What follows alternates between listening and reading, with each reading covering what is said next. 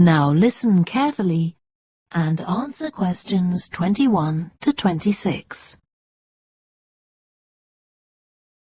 I've brought my notes on our biology field trip to Rocky Bay, Colin, so we can work on our report on the research we did together. OK. I've got mine too. Let's look at the aims of the trip first. Right. What did you have? I just put something about getting experience of the different sorts of procedures used on a field trip. But we need something about what causes different organisms to choose particular habitats. I agree. And something about finding out how to protect organisms in danger of dying out. In our aims? But we weren't really looking at that. I suppose not. OK, now there's the list of equipment we all had to bring on the field trip. What did they tell us to bring a ruler for? It was something about measuring the slope of the shore. But of course we didn't need it because we were measuring wind direction, and we'd brought the compass for that. But not the piece of string to hold up in the air. Didn't Mr. Blake make a fuss about us leaving that behind? Yeah, he does go on. Anyway, it was easy to get one from another of the students.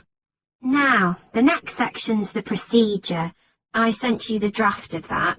Yeah, it was clear, but I don't think we need all these details of what time we left and what time we got back and how we divided up the different research tasks. OK, I'll look at that again. Then we have to describe our method of investigation in detail. So let's begin with how we measured wave speed. I was surprised how straightforward that was. I'd expected us to have some sort of high-tech device, not just stand there and count the number of waves per minute. Not very precise, but I suppose it was good enough. But the way we measured the amount of salt was interesting. In the water from the rock pools? Yeah. Oh, I wanted to check the chemicals we used in the lab when we analysed those samples. Was it potassium chromate and silver nitrate? That's right. OK. And we need the map of the seashore. You just left that to me. And I had to do it while the tide was low. Well, that was OK, but the place I started it from was down on the beach. Then I realised I should have gone up higher to get better visibility, so I had to start all over again. But at least I got the squared paper, or I'd have had problems drawing it all to scale. Yeah, it looks good. We could get a map of the region off the internet and see if we need to make any changes. I had a look, but I couldn't find anything.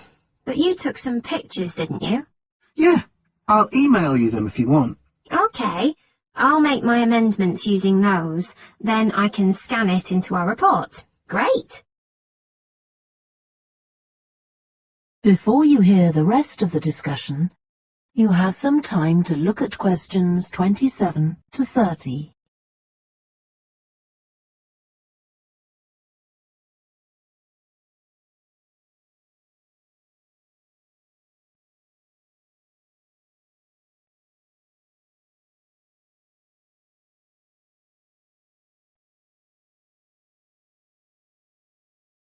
Now listen and answer questions 27 to 30.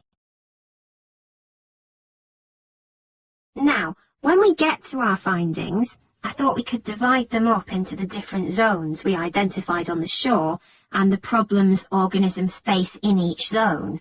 So for the highest area... The splash zone? Yeah. We found mostly those tiny shellfish that have strong hard shells that act as protection. But not from other organisms that might eat them, predators. No, that's not the main danger for them, but the shells prevent them from drying out because they're in the open air for most of the time. Right. And since they're exposed, they need to be able to find some sort of shelter or cover themselves up so they don't get too hot. Then in the middle and lower zones nearer the sea, we need to discuss the effects of wave action. Yes, and how organisms develop structures to prevent themselves from being swept away, or even destroyed by being smashed against the rocks. I haven't done anything on the geological changes. I don't know what to put for that. No, we weren't concentrating on that. Maybe we need to find some websites. Good idea. I've got the lecture notes from Mr. Blake's geology course, but they're too general. But we could ask him which books on our reading list might be most helpful. Right. OK. Now, I did a draft of the section of sources of possible error in our research, but I don't know if you agree.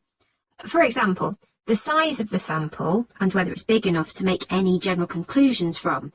But I thought actually we did have quite a big sample. We did. And our general method of observation seemed quite reliable. But we might not be all that accurate as far as the actual numbers go. Yeah, we might have missed some organisms, if they were hiding under a rock, for example. I wasn't sure about the way we described their habitats. I decided it was probably okay. Yeah, and the descriptions we gave of the smaller organisms, they weren't very detailed, but they were adequate in this context. I'm not sure we identified all the species correctly, though. Okay, we'd better mention that. Now,